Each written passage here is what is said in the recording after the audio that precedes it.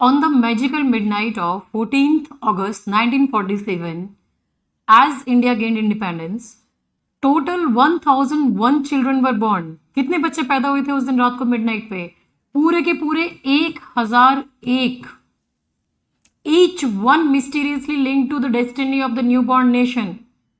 और यही जो वर्क है आपका, ये सलमान रश्दी का मास्टरपीस है, and it is not just a novel but the most dazzling, funny, tragic and magical stage of a political Indian saga where history and fantasy they blend seamlessly into an unforgettable epic.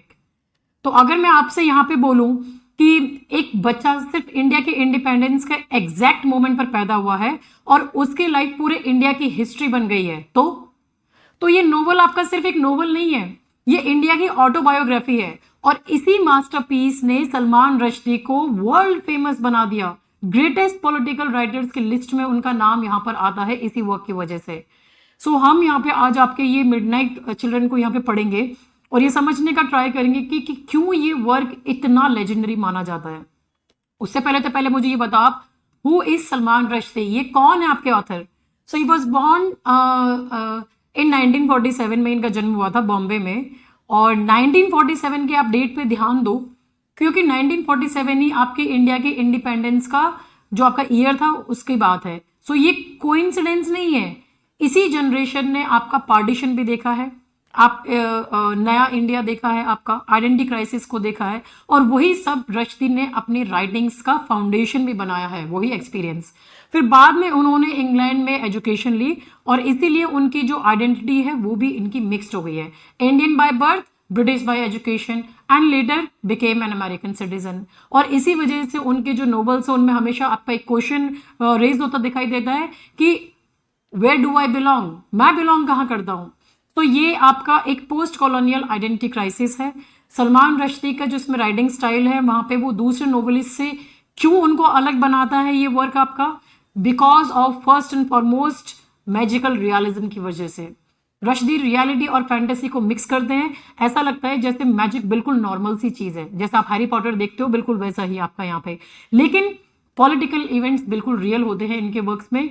तो reader confuse हो जाता है कि भाई ये दुनिया naturally ऐसी है या फिर मतलब उसे लग रहा है। तो इस टेक्निक को बोलते हैं आपका मैजिकल रियलिज्म, मतलब मैजिक हिस्ट्री को समझने का एक टूल की तरह यूज किया जाता है इसको यहाँ पे। पोस्ट कॉलोनियल थीम्स है यहाँ पे आपका British colonialism, partition, national identity, religion, migration, cultural hybridity, ये सारे के सारे कॉलोनियल रूल के बाद में इंडिया की आइडेंटिटी कैसे बने। सो ये उनकी राइटिंग का एक सेंट्रल कंसर्न है। फिर आता है आपका अनरिलायबल नरेटर्स। सो ये एक बहुत इंपॉर्टेंट आपका टर्म भी है एग्जाम में जो पूछा जाता है। और रश्दी का नरेटर हमेशा आप बोल सकते हो कि वो ट्रस्टवर्दी नहीं होता है, क्योंकि वो कभी मेमोरी में गलत होता है, कभी एग्जैजुरेशन ज्यादा हो रहा होता है, कभी यहाँ पे फैक्ट्स मिक्स करे होते हैं। अगर आपने इनके वर्क्स वगैरह पढ़े तो आप समझ जाओगे। तो रीडर को खुद को ही डिसाइड करना पड़ता है कि सच क्या है और झूठ क्या है और क्या फैंटेसी है। सो इसी जो स्टाइल है इसको बोलते हैं हम यहाँ पे आपका अनरिलायबल नरेटर। फिर यहाँ पे आपको लिंग्विस्टिक्स हाइब्रिडिटी भी देखने को मिलेगी। सो उनकी लैंग्वेज भी यूनिक है, इंग्लिश के अंदर हिंदी है, उर्दू है, इंडियन एक्सप्रेशंस है, लोकल इडियम्स है, और सब फ्रीली आपके आते जाते रहते हैं। सो इंडियन इंग्लिश बिल्कुल नेचुरली उन्होंने यहाँ पे यूज की है और इसी को बोलते हैं लिंग्विस्टिक हाइब्रिडिटी। ये पोस्ट कॉलोनियल लिटरेचर का बहुत इंपॉर्टेंट फीचर है आपका यहाँ पे, ठीक है। अब एक बार आप इनके और भी मेजर वर्क्स वगैरह को देखोगे तो मिडनाइट चिल्ड्रन के लिए इनको बुकर प्राइज मिला था इन द ईयर 1981 में, और इनको ये 90 आपके 2007 में करे गए थे यहाँ पे आपका, ठीक है। आपके और जो वर्क्स है मिडनाइट चिल्ड्रन के अलावा सलमान रश्दी के, उसमें शेम भी आ जाता है आपका, और सैटेनिक वर्सेस भी हैं आपके, और Haroun and the sea of stories भी आपका, मूर्स लास्ट साई भी है आपका यहाँ पे, ठीक है। तो ये आप इनमें ध्यान में रखना। सलमान रश्दी को बुकर ऑफ बुकर्स प्राइज में मिला हुआ है इन द ईयर 1983 में इनको आपका 1993 नॉट 83, 1993 में बुकर ऑफ बुकर्स मिला हुआ है, ठीक है। बुकर विनर्स के भी विनर है ये यहाँ पे आपका। सबसे बड़ा अप्रिसिएशन इमेजिन करना आपको मुश्किल है यहाँ पे आपका, ठीक है। सो अब आ जाते हैं आपके मिडनाइट चिल्ड्रन के ऊपर। तो ये मास्टरपीस जो है 1981 में इसको आपका पब्लिश किया गया था। Magical realism post colonial novel है, सेटिंग आपका इंडिया की 1947 से 77 के बीच का स्टोरी है, और नैरेटिव स्ट्रक्चर आपका रेट्रोस्पेक्टिव फर्स्ट पर्सन नरेशन में इसको आपका लिया गया है, ठीक है। तो फर्स्ट पर्सन नरेशन में मतलब जैसे इसमें आपका एक नरेटर है, उस नरेटर का नाम क्या है यहाँ पे आपका सलीम सिनाई आपका यहाँ पे नरेटर का नाम है। और ये इंपॉर्टेंट है क्योंकि ये प्रेजेंट में बैठकर अपनी पुरानी लाइफ को याद कर रहा है, इसलिए नरेशन आपका क्या है थोड़ा सा रेट्रोस्पेक्टिव स्टाइल है, मतलब पास्ट को प्रेजेंट से रिकॉल कर रहा है, इसलिए मेमोरीज आपकी कभी एक्यूरेट होती हैं, कभी डिस्टॉर्टेड होती है और इसी वजह से नरेटर आपका अनरिलायबल भी हो जाता है यहाँ पे आपका, ठीक है। सेंट्रल आइडिया का बात करोगे इस नोवेल में तो सबसे इंपॉर्टेंट कॉन्सेप्ट है यहाँ पे आपका 15 अगस्त 1947 का आपका डेट। तो ये रात के एग्जैक्टली 12 बजे जिस एग्जैक्ट सेकंड इंडिया इंडिपेंडेंट हुआ था उसी सेकंड पैदा हुए बच्चों को स्पेशल मैजिकल पावर्स मिली थी। तो इन बच्चों को कहा गया है मिडनाइट चिल्ड्रन। हर चाइल्ड की पावर अलग है लेकिन सब इंडिया की डेस्टिनी से कनेक्टेड है। सलीम सिनाई भी उनमें से एक आपका बच्चा है और मतलब अब तो ये बड़ा हो गया है लेकिन वो भी उसी टाइम पे पैदा हुआ था।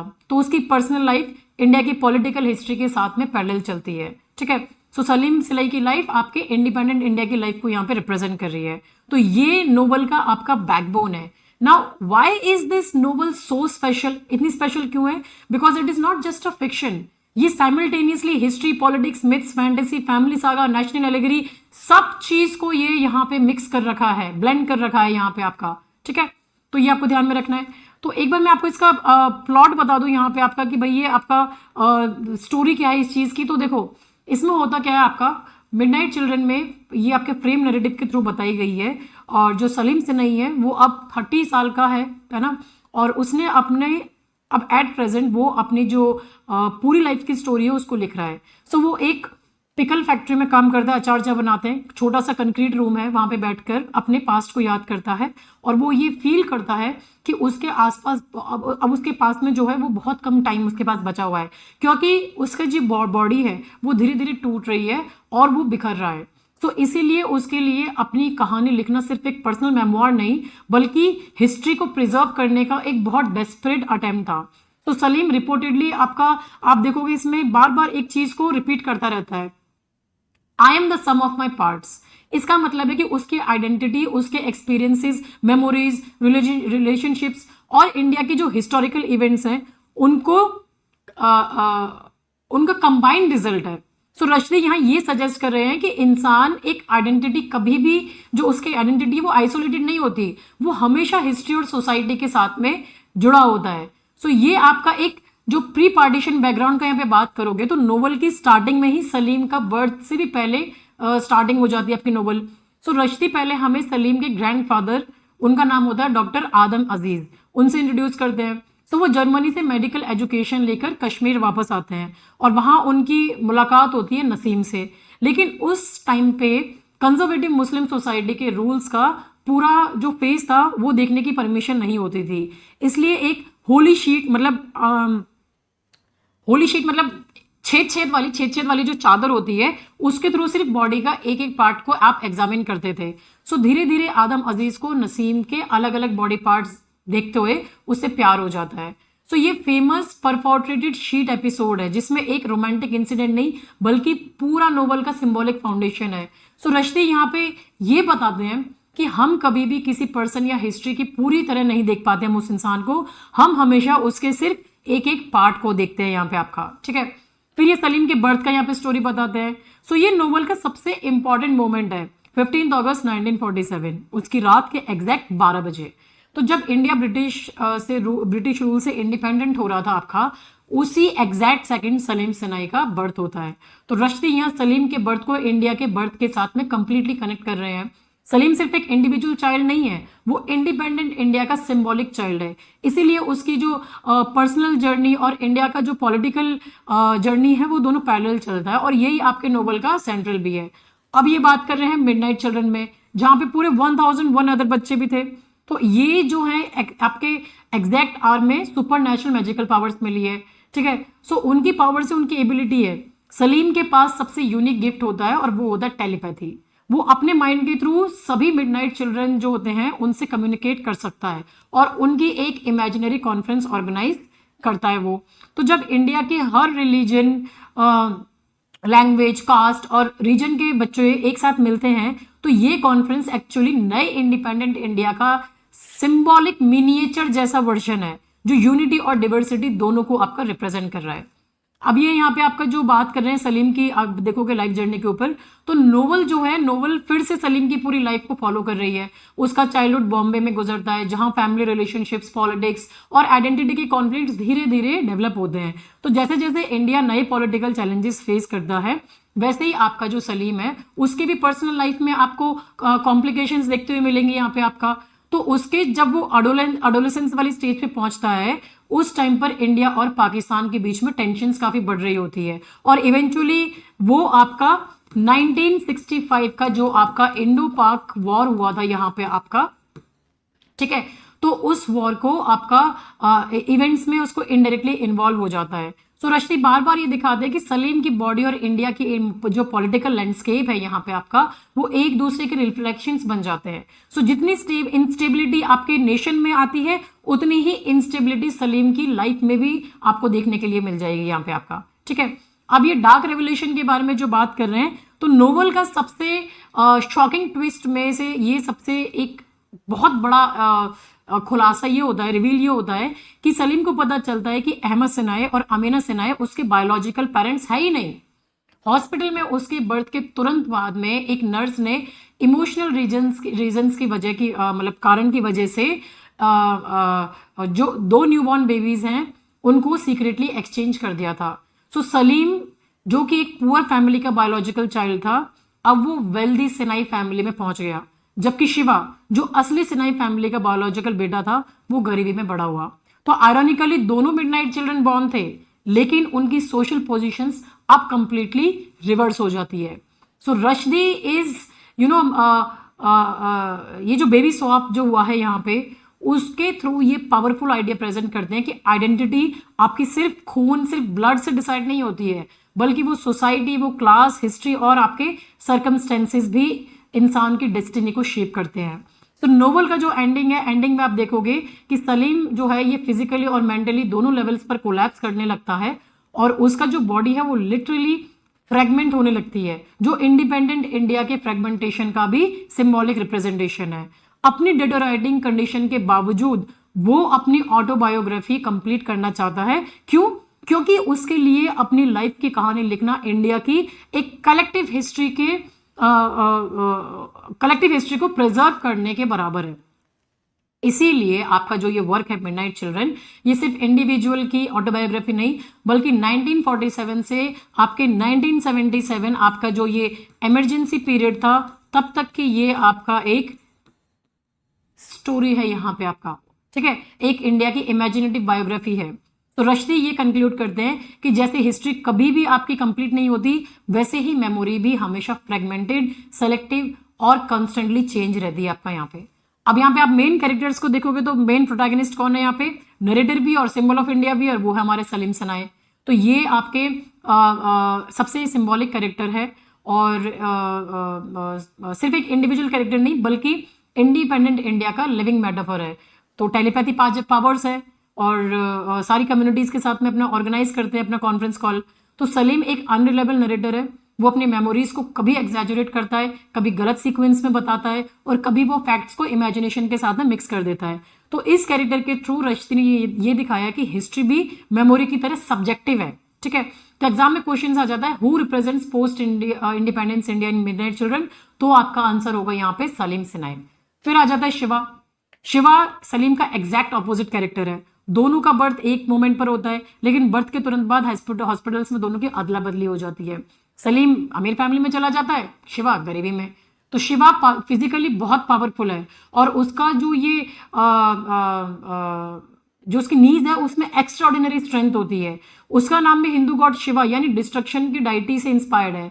सो अगर सलीम इमेजिनेशन, मेमोरी और कम्युनिकेशन का सिंबल है, तो शिवा आपका वायलेंस, पावर और एग्रेशन का मिलिट्री फोर्स का सिंबल है। तो इन दोनों कैरेक्टर्स के कॉन्ट्रास्ट के थ्रू आपका इंडिपेंडेंट इंडिया के फ्यूचर में जो आइडियलिज्म और वायलेंस, इन दोनों की ये दोनों चीजें मतलब साथ साथ कोएग्जिस्ट करती है, उसको दिखाया गया है।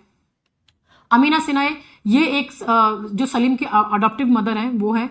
सो ये बाहर से बहुत केयरिंग और लविंग मदर है, लेकिन उनके कैरेक्टर में आपको बहुत सारे सीक्रेट्स छिपे हुए देखने को मिलेंगे। वो अपने फैमिली को बचाने के लिए बहुत सारी सच्चाइयां छुपाती है। सो उनका मटर्नल इंस्टिंक्ट जो है वो बहुत स्ट्रांग है और वो हर सिचुएशन में सलीम को प्रोटेक्ट करने की कोशिश करती है। तो रश्दी अमीना के कैरेक्टर के थ्रू दिखाते हैं कि फैमिली सिर्फ ब्लड रिलेशन से नहीं बल्कि आपके केयर, सेक्रीफाइस और इमोशनल बॉन्ड से भी आपका बनती है यहाँ पे आपका। फिर अहमद सिनाई आते हैं, सलीम सिनाई के फादर, अडॉप्टेड फादर हैं, बिजनेसमैन है। उनके कैरेक्टर में कॉन्फिडेंस है, लीडरशिप है ना, इनकी कमी नजर आती है। ठीक है, सो वो बिजनेस फेलियर्स, पर्सनल फ्रस्ट्रेशंस और अल्कोहलिज्म जैसे प्रॉब्लम से स्ट्रगल करते रहते हैं यहाँ पे आपका। और रश्दी उनको एक वीक विल्ड फादर के तरह प्रेजेंट करते हैं जो चेंजिंग इंडियन इकोनॉमिक और सोशल अनसर्टेनिटीज को रिफ्लेक्ट करता है आपका यहाँ पे। ठीक है, तो ये आप बोल सकते हो कि भाई ये आपका post independent Indian middle class के एंजाइटीज और इनसिक्योरिटीज का सिंबल है आपका यहाँ पे। फिर आती है पार्वती द विच। अब पार्वती द विच ये भी मिडनाइट बॉर्न चिल्ड्रन में से एक है और उसके पास मैजिकल पावर्स है। वो इल्यूशन और मैजिक परफॉर्म कर सकती है, इसलिए उसका नाम क्या पड़ा, विच, विच पड़ गया उसका नाम। सो बाद में उसका रिलेशनशिप शिवा जो है यहाँ पे उसके साथ बनता है और इसी वजह से सलीम के साथ उसका इमोशनल कॉन्फ्लिक्ट डेवलप होते हैं। सो नोवेल में वो सर्वाइवल, होप और आपका जो फेमिनिन रेजिलियंस है उसका सिंबल है। मैजिकल रियलिज्म का एक इंपॉर्टेंट रिप्रेजेंटेशन पार्वती के कैरेक्टर के थ्रू यहाँ पे आपका देखने को मिलेगा। आदम अजीज का बात करोगे तो नोवेल के फैमिली सागा की स्टार्टिंग आदम अजीज के साथ होती है, जो दादाजी हैं जो जर्मनी से मेडिकल एजुकेशन लेकर आए थे, है ना। तो वो एक सेक्युलर मुस्लिम है जो रिलीजन और मॉडर्निटी के बीच में बैलेंस मेंटेन करने की कोशिश करते हैं। आदम अजीज का कैरेक्टर कॉलोनियल इंडिया से इंडिपेंडेंट तक का जो ट्रांजिशन है उसको रिप्रेजेंट कर रहा है। ठीक है, नसीम है यहाँ पे, सॉरी किधर गया, हाँ नसीम है यहाँ पे आपका। तो नसीम जो है ये आपकी दादी माँ है ना, और आप दादी माँ के नाम से ये फेमस भी होती है। तो सलीम की जो दादी माँ है ये नोवेल की शुरुआत में उनकी फेमस वो परफोरेटेड शीट वाला एपिसोड यहाँ पे आता है जहां वो छेद वाले कैरेक्टर चादर के थ्रू इनका ट्रीटमेंट करते हैं जो इनके दादाजी है। सो शादी के बाद नसीम ग्रेजुअली एक पावरफुल, डोमिनेंट और ट्रेडिशनल मैट्रियार्क बन जाती है। वो कंजर्वेटिव वैल्यूज और जो आपकी फैमिली अथॉरिटी है उनका सिंबल है। सो उनके कैरेक्टर के थ्रू रश्दी यहाँ पे आपका पुरानी जनरेशनल और जो ट्रेडिशनल माइंडसेट है उसको उन्होंने पोर्ट्रे किया है। फिर यहाँ पे पद्मा आती है। पद्मा सलीम की जो है ये आपकी प्रेजेंट टाइमलाइन में जब सलीम अपनी ऑटोबायोग्राफी सुना रहा होता है तब पद्मा उसकी सबसे इंपॉर्टेंट लिसनर होती है। वो एजुकेटेड नहीं है लेकिन प्रैक्टिकल और इमोशनल इंटेलिजेंट वुमेन है। तो जब भी सलीम हिस्ट्री या इमेजिनेशन में बहुत ज्यादा भटकने लगता है पद्मा उसे रोक कर कहती है कि सीधी और सिंपल कहानी सुनाओ। सो इस तरह पद्मा आपका क्या है, वो रीडर का रिप्रेजेंटेटिव बनती है। ठीक है, इमेजिनेशन और रियलिटी के बीच बैलेंस मेंटेन कर रही है आपका, ताकि कॉम्प्लेक्स नरेशन ज्यादा कंफ्यूजिंग ना बने। प्राइम मिनिस्टर इंदिरा गांधी, तो इनका भी बीच बीच में आपको डायरेक्टली नाम देखने के लिए मिलेगा और कई बार इनको द विडो की तरह सिंबॉलिक टाइटल से भी रेफर किया गया है। सो इनका कैरेक्टर आपका पर्टिकुलरली जो इमरजेंसी पीरियड था आपका 75 और 77 के दौरान वाला, उस कॉन्टेक्स्ट में ये आपका यहाँ पे देखने को मिलेगा। सो रश्दी इमरजेंसी को डेमोक्रेसी के सप्रेशन और इंडिविजुअल फ्रीडम का डिस्ट्रक्शन की तरह उनको ऑब्जेक्ट करते हैं यहाँ पे आपका। और मिडनाइट चिल्ड्रन पर जो की गई गवर्नमेंट एक्शन है उसको भी पॉलिटिकल ऑपरेशन का सिंबल बताया जाता है। तो इसीलिए इंदिरा गांधी हिस्टोरिकल फिगर होने के साथ साथ ऑथोरिटेरियन पावर का भी लिटररी सिंबल यहाँ पे बन जाती है। अब यहाँ पे आपको लॉर्ड माउंटबेटन का भी रोल दिख जाएगा। तो ब्रिटिश इंडिया के लास्ट वाइस रॉय थे, इंडिपेंडेंट इंडिया के फर्स्ट गवर्नर जनरल थे। तो नोवेल में हिस्टोरिकल कॉन्टेक्स्ट एस्टेब्लिश करने के लिए इनका नाम अपीयर किया गया है। उनकी प्रेजेंस हमें पार्टीशन और इंडिपेंडेंस के पॉलिटिकल बैकग्राउंड का मेमोरी को मतलब रिमाइंड करवा रही है यहाँ पे आपका। ठीक है, थीम्स में बात करोगे पोस्ट कॉलोनियल आइडेंटिटी आ गया आपका यहाँ पे, ब्रिटिश रूल के बाद अपनी पहचान कैसे बनाएं। तो बार बार वो अपने मेन प्रोटैगनिस्ट के थ्रू यही यहाँ पे चीजें बता रहे हैं कि मिडनाइट पर पैदा हुए बच्चे नए इंडिया की फ्यूचर जनरेशंस को रिप्रेजेंट कर रहे हैं। लेकिन ये जनरेशन एक यूनाइटेड नेशन में नहीं बल्कि कॉन्ट्राडिक्शंस, डिवर्सिटी और कॉन्फ्लिक्ट्स के बीच पैदा होती है। इसीलिए इंडिया की आइडेंटिटी भी आपकी हाइब्रिड, फ्रैक्चर्ड और प्लूरल है। फिर आता है आपका अनरिलायबल नरेशन है यहाँ पे। सलीम खुद एडमिट करता है कि I have been an unreliable narrator. तो उसकी मेमोरी कभी एक्यूरेट नहीं है यहाँ पे आपका, डिस्टॉर्टेड वर्जन है यहाँ पे आपका। ठीक है, मैजिकल रियलिज्म मिलेगा आपको यहाँ देखने के लिए। मैजिकल इवेंट्स को बिल्कुल नॉर्मल रियलिटी की तरह प्रेजेंट किया है। टेलीपैथी है, विच क्राफ्ट है, इम्पॉसिबल बर्ड्स की फेरी टेल है यहाँ पे आपका। ठीक है, तो ये सारी चीजें आपको देखने को मिलेंगी। पार्टीशन और वायलेंस का बात करोगे तो पार्टीशन को इंडिया का सबसे हिस्टोरिकल ट्रॉमा की तरह दिखाया गया है। सलीम की पर्सनल लाइफ भी इंडिया पाकिस्तान वॉर्स और पॉलिटिकल वायलेंस से डीपली कनेक्टेड है। हॉस्पिटल में सलीम और शिवा का बेबी स्वैप होता है। पार्टीशन के आर्बिट्रेरी डिविजन्स का सिंबल है ये दोनों का, जब ये बेबी स्वैप हो रहा है, यही चीज सेम इंसिडेंट। तो रशदीप दिखा रहे हैं कि वायलेंस सिर्फ हिस्ट्री का इवेंट नहीं बल्कि नेशनल आइडेंटिटी का परमानेंट हिस्सा बन चुका है। मस्कुलिनिटी एंड पावर का बात करोगे तो सलीम थॉटफुल, इमोशनल और रिफ्लेक्टिव है, जबकि शिवा अग्रेसिव, पावर और वॉलेंट है। तो शिवा आपका फोर्स और मिलिट्री सिंबल है, जबकि सलीम इमेजिनेशन और मेमोरी का है यहाँ पे आपका। प्लूरल एंड हाइब्रिडिटी का बात करेंगे यहाँ पे तो नोबल सेलिब्रेट करता है कि इंडिया में जो डाइवर्सिटी है उसको। मिडनाइट बॉर्न चिल्ड्रन अलग अलग रिलीजन्स में से पैदा हुए थे, अलग अलग लैंग्वेजेस बोलते हैं, अलग रीजन से हैं और सोशल क्लास से बिलोंग करते हैं। तो सलीम की फैमिली भी मिक्स्ड कल्चरल आइडेंटिटीज को रिप्रेजेंट कर रही है। तो रशदी के अंदर हिंदू, उर्दू, इंडियन एक्सप्रेशंस, इन्होंने सब यूज करके एक लिंग्विस्टिक हाइब्रिडिटी यहाँ पे क्रिएट किया है। ठीक है, मेमोरी और हिस्ट्री का बात करोगे तो हिस्ट्री भी मेमोरी की तरह सेलेक्टिव होती है। सलीम अपनी ऑटोबायोग्राफी के थ्रू पूरे इंडिया की हिस्ट्री को कैप्चर करना चाहता है, लेकिन वो कभी कंप्लीटली सक्सेसफुल नहीं होता। सो नोवेल में चटनिफिकेशन का मेटाफोर बताता है कि जैसे अचार में अलग अलग इंग्रेडिएंट्स प्रिजर्व होते हैं, वैसे ही हिस्ट्री भी सेलेक्टेड मेमोरीज को प्रिजर्व करती है, पूरी रियलिटी को नहीं प्रिजर्व करती है वो यहाँ पे आपका। फेट वर्सेस फ्री विल का बताओगे तो नोवेल बार बार क्वेश्चन करता है कि क्या मिडनाइट बॉर्न चिल्ड्रन की डेस्टिनी उनके बर्थ के मोमेंट से ही डिसाइड हो गई थी या उनके अपने डिसीजंस उनके फ्यूचर बनाते हैं। सो रश्दी इसका क्लियर आंसर नहीं देते, वो दिखाते हैं कि डेस्टिनी और फ्री विल दोनों साथ साथ काम करते हैं और इसी एम्बिग्विटी में आपका नोवेल का एक बहुत ही अच्छा खासा फिलोसॉफिकल डेप्थ छुपा हुआ है यहाँ पे।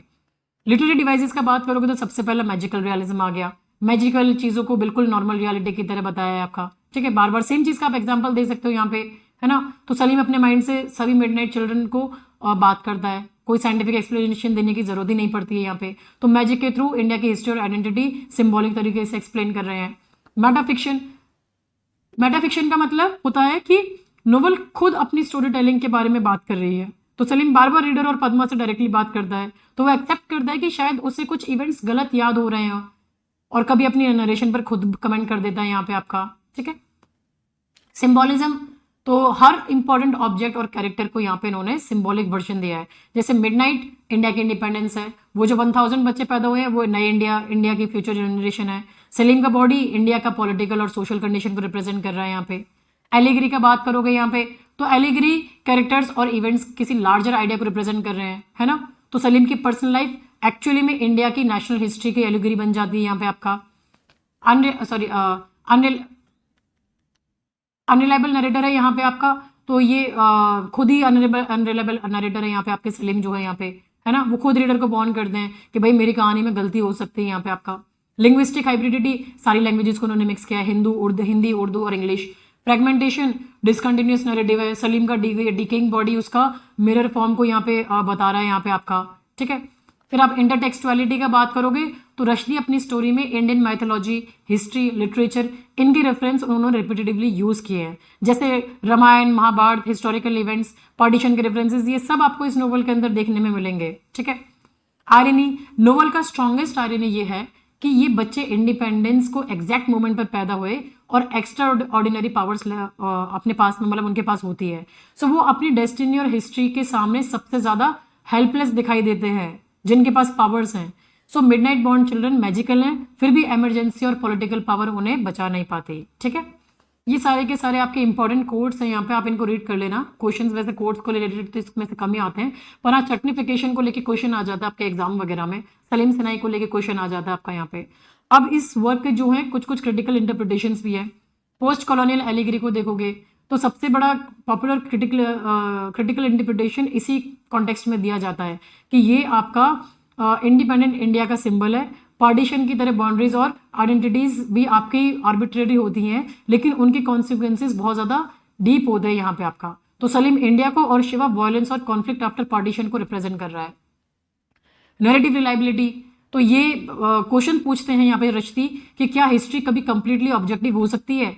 तो सलीम बार बार मानता है कि उसकी मेमोरी इम्परफेक्ट है और वो अनरिलायबल है, और इसीलिए नोवेल हमें ये बताती है कि नेशनल हिस्ट्री भी एक फिक्स ट्रुथ नहीं बल्कि डिफरेंट मेमोरीज और पर्सपेक्टिव का कॉम्बिनेशन है, और ये मेटाफिक्शनल अप्रोच है यहाँ पे आपका, जो पोस्ट कॉलोनियल लिटरेचर की स्केप्टिसिज्म को रिफ्लेक्ट करती है यहाँ पे, ठीक है। तो जहां किसी एक ऑफिशियल वर्जन पर आप ब्लाइंडली ट्रस्ट नहीं कर सकते हो। जेंडर एंड मैस्कुलिनिटी ये सब हम डिस्कस कर चुके हैं ये सारी चीजों को, तो you just go through them once, एक बार आप रीड कर लेना उन सारी चीजों को लेकर, एंड देन कोई प्रॉब्लम हो तो just reach out to me. Questions देखो, in which year was midnight children published? Publish किस ईयर में की गई थी? 1981 में इसको पब्लिश किया गया था, और इस वर्क के लिए सलमान रश्दी को बुकर प्राइज मिला था, एंड इन 1993 सलमान रश्दी को बुकर ऑफ बुकर्स प्राइज मिला था। How many children are born at the exact moment of India's independence in midnight children? कितने बच्चे पैदा हुए थे आपके एग्जैक्ट? तो ये 1000 चिल्ड्रन पैदा हुए थे आपके यहाँ पे। सबके पास अपनी अलग अलग मैजिकल पावर्स थी यहाँ पे। Now what is Saleem Sinai's primary magical power? क्या थी उसकी प्राइमरी मैजिकल पावर? टेलीपैथी थी उसकी मैजिकल पावर यहाँ पे आपका, जिसकी वजह से वो मिडनाइट चिल्ड्रन की कॉन्फ्रेंस ऑर्गेनाइज करता है। Who is Saleem's biological mother though he is raised by Amina? तो वो एक अननेम्ड पुअर वुमन थी यहाँ पे, उसका नाम कभी बताया नहीं है, तो आप अननेम्ड पुअर कर दो यहाँ पे, ठीक है। अमीना उनकी अडॉप्टिव मदर थी। What does the swapping of Saleem Sinha and Shiva at birth symbolise? तो ये पार्टीशन की आर्बिट्ररी डिविजन्स को यहाँ पे आपका सिंबलाइज कर रहा है यहाँ पे आपका, ठीक है। Which literary technique does Rushdie primarily employ? कौन सा टेक्निक है? मैजिकल रियलिज्म है यहाँ पे आपका, ठीक है। In what city is midnight children primarily set? कौन सी सिटी में सेट है इसका? मुंबई में, जहां सलीम सिन्हा का बर्थ होता है वहां पे, ठीक है। What is the narrative framework of midnight children? Narrative framework कौन सा है इसका? फर्स्ट पर्सन रेट्रोस्पेक्टिव में, ये ध्यान में रखना आपका यहाँ पे। तो सलीम खुद अपनी कहानी फर्स्ट पर्सन में सुनाता है और प्रेजेंट में बैठकर अपने पास्ट को याद करता है, ठीक है। विच वॉर फीचर्स प्रोमिनेंटली इन सलीम्स अडल्ट लाइफ? कौन सा वॉर था यहाँ पे आपका जो सलीम के अडल्ट लाइफ में था? इंडो पाकिस्तान वॉर यहाँ पे जो फीचर करता है उसके बारे में बात कर रहा है। What award did midnight children win in 1981? Booker prize मिला था यहाँ पे 1981 में इनको।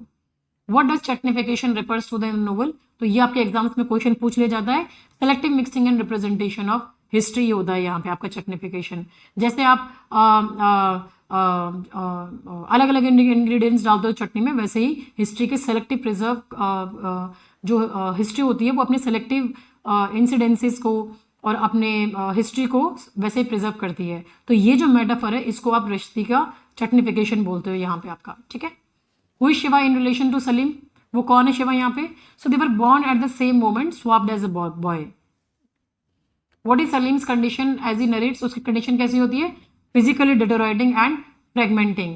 तो ये अपनी ऑटोबायोग्राफी जब लिख रहा होता है तो धीरे धीरे वो टूट रहा होता है, तो ये पर्सनल कंडीशन के साथ में आपका फ्रेगमेंटेशन का सिंबल है। Which character is referred to as reverend mother?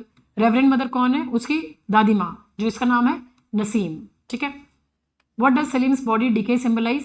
India की फ्रेगमेंटेशन और क्राइसिस को सिंबलाइज कर रही है यहाँ पे आपका, ठीक है। तो ये थे आपके ये एमसीक्यूज वगैरह, ये मिडनाइट चिल्ड्रन के एग्जाम टिप्स है, कई बार आप रीड कर लेना। यहाँ पे पीडीएफ में सारा सब कुछ अवेलेबल हो जाएगा, और ये आपका sarbo.com पे यहाँ पे आपका जो पेड कोर्स है वहाँ पे आपको इसका पीडीएफ मिलेगा।